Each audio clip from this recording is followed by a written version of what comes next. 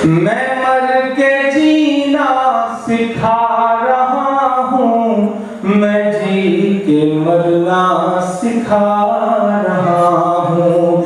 मैं तेज तूफान में जिंदगी को सुनेंगे दोस्तों इमरान प्रताप बरी की एक शानदार नज़म। उससे पहले बता दूं दोस्तों, 22 अगस्त को होगी वक्फ बोर्ड बिल की जांच के लिए बनी जेपीसी की पहली बैठक। मीटिंग से पहले असदुद्दीन अवैसी से मिलने पहुंचे विपक्षी पार्टियों के सांसद। चलिए पहले सुनते हैं इमरान प्रताप बरी की नज़म। तो आपसे गुजारिश है वीडियो को लाइक कीजिए और चैनल को जरूर सब्सक्राइब कीजिए। मैं मर के जीना सिखा रहा हूँ, मैं जी के मरना सिखा रहा हूँ।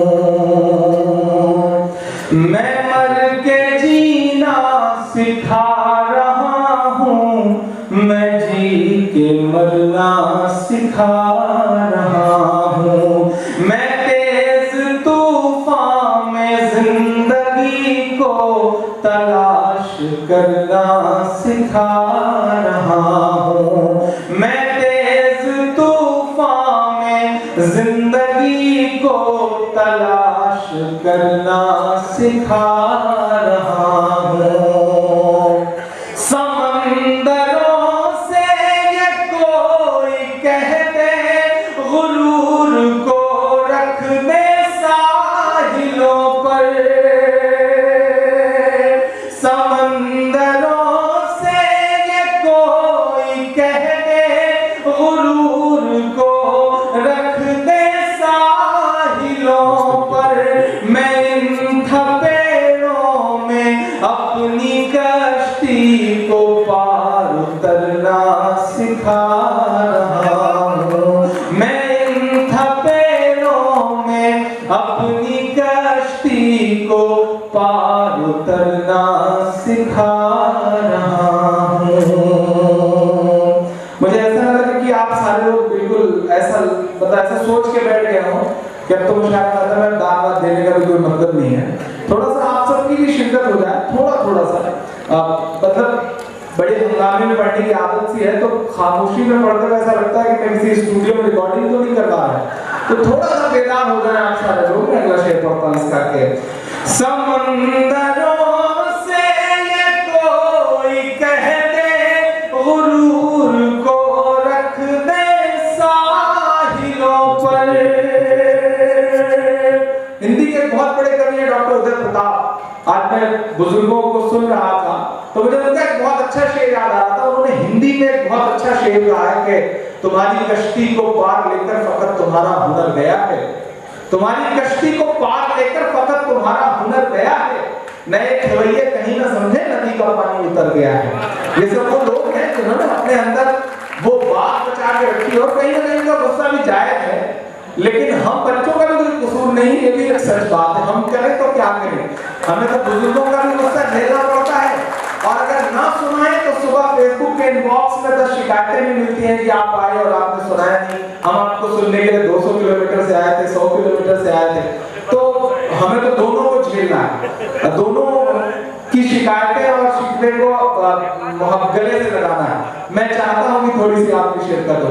समंदरों से ये कोई कह दे, गुरूर को रख दे साहिलों पर। मैं इन थपेड़ों में अपनी कश्ती को पार उतरना सिखा रहा हूँ। मैं मर के जीना सिखा रहा हूँ, मैं जी के मरना सिखा रहा हूँ। अरे नया सा शेर हुआ हो तो आपकी दुआएं मिले। नजर में हो आग वलवलों की, तो हर अदा में हो एक तेवर। बुजुर्गों की दुआएं मिले और नई नस्लों का साथ मिले। दोस्तों इमरान प्रताप बरी की नज़म सुनने के बाद आप अपनी राय में क्या कहना चाहते हैं वो नीचे कमेंट बॉक्स में जरूर बताएं। कलीमा शहादत। शनिचर का दिन है, कल जुमा की छुट्टी थी। आज माजिद और साजिद सुबह सुबह उठे, मुंह हाथ धोया, मकतब को चल दिए, कलीमा तय्यबा याद कर रहे हैं। इसका मतलब एक दूसरे से पूछ रहे हैं। जब मकतब में पहुंचे तो देखा उस्ताद साहब ने तख्ते स्याह पर लिख रखा था, मैं गवाही देता हूँ कि नहीं है कोई इबादत के लायक सिवाय अल्लाह के, और गवाही देता हूँ कि मोहम्मद सल्लल्लाहु अलैहि वसल्लम उनके बंदे और उसके रसूल हैं। आखिर में लिखा था, अशहदु अल्ला इलाहा इल्लल्लाहु, मैं गवाही देता हूँ कि नहीं है कोई जिसके इबादत की जाए सिवाय अल्लाह के, व अशहदु अन्न मुहम्मदन अब्दुहु व रसूलु, और गवाही देता हूँ कि मोहम्मद मुस्तफ़ा सल्लल्लाहु अलैहि वसल्लम अल्लाह के बंदे और उसके रसूल हैं। जब सबक शुरू होने का वक्त आया, उस्ताद साहब ने फरमाया, उसको पढ़ो। बच्चों ने पढ़ा। उस्ताद साहब ने फरमाया, उसको याद कर लो, दिल में जमा लो, ये इस्लाम की बुनियाद है।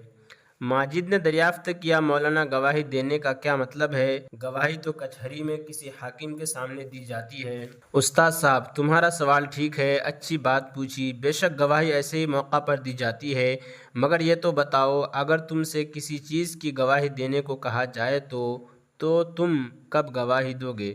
माजिद, हज़रत, मैं तो उस वक्त गवाही दूंगा जब उस चीज़ को मैंने खुद देखा हो, या अगर सुनने की बात हो तो उसको खुद बोलने वाले की ज़बान से अपने कानों से सुना हो। उस्ताद, ठीक है, गवाही उस चीज़ की दी जाती है जिसका पूरा यकीन हो, उसको खुद देखा हो या अपने कानों से सुना हो। बस अब समझ लो, कलिमा शहादत का मतलब ये है कि तुम अल्लाह के एक होने का और मोहम्मद मुस्तफ़ा सल्लल्लाहु अलैहि वसल्लम के रसूल होने का इकरार इस यकीन के साथ करते हो कि गोया तुमने अपनी आँखों से देखा है कि इबादत के लायक सिर्फ़ एक अल्लाह है और कोई नहीं, और गोया तुमने आँखों से देख लिया कि उस एक अल्लाह ने तुम्हारे सामने हज़रत मोहम्मद मुस्तफ़ा सल्लल्लाहु अलैहि वसल्लम को रसूल बनाकर भेजा। इस पक्के यकीन को ज़ाहिर करने के लिए अशहदु कहा जाता है। माजिद और साजिद का एक सवाल। असर के वक्त छुट्टी हो गई। माजिद और साजिद अपने घर गए। जैसे ही घर में पहुँचे, सबको सलाम किया, अपनी किताब अलमारी में रखी और खेलने की तैयारी करने लगे। मगरिब की अजान हुई तो दोनों ने खेलना बंद कर दिया, नमाज के लिए चले गए। नमाज पढ़कर मस्जिद से घर आए तो सबक याद करना शुरू कर दिया। सबक याद करते करते माजिद ने कहा, कलिमा शहादत का मतलब तो क्या तू याद किया होगा? यह भी मालूम होगा कि हज़रत मोहम्मद मुस्तफ़ा सल्लल्लाहु अलैहि वसल्लम अल्लाह के रसूल हैं, लेकिन यह नहीं मालूम हुआ कि हज़रत मोहम्मद मुस्तफ़ा सल्लल्लाहु अलैहि वसल्लम कब पैदा हुए, आप सल्लल्लाहु अलैहि वसल्लम की ज़िंदगी के हालात क्या हैं और आप सल्लल्लाहु अलैहि वसल्लम ने क्या बताया। साजिद, कल को मौलाना साहब से ही दरियाफ़्त करेंगे। उस्ताद साहब का जवाब।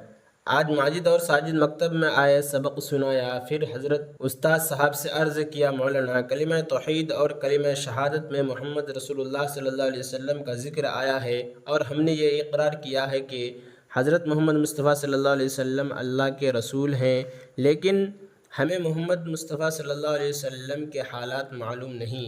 मेहरबानी फरमा कर हज़रत रसूलुल्लाह सल्लल्लाहु अलैहि वसल्लम के कुछ हालात हमें बताइए। और इमरान प्रतापगढ़ी से जुड़ी खबरों और नज़मों के लिए हमारे इस चैनल को ज़रूर सब्सक्राइब करें। मिलते हैं किसी और वीडियो में से नई नज़म और नई खबरों के साथ। तो जब तक के लिए दीजिए मुझे इजाज़त और रखिए अपना ख्याल। आप देख रहे थे आयार मुशारा मीडिया और मैं आपके साथ मोहम्मद ताक़िब। अस्सलामु अलैकुम रहमतुल्लाहि व बरकातुहू।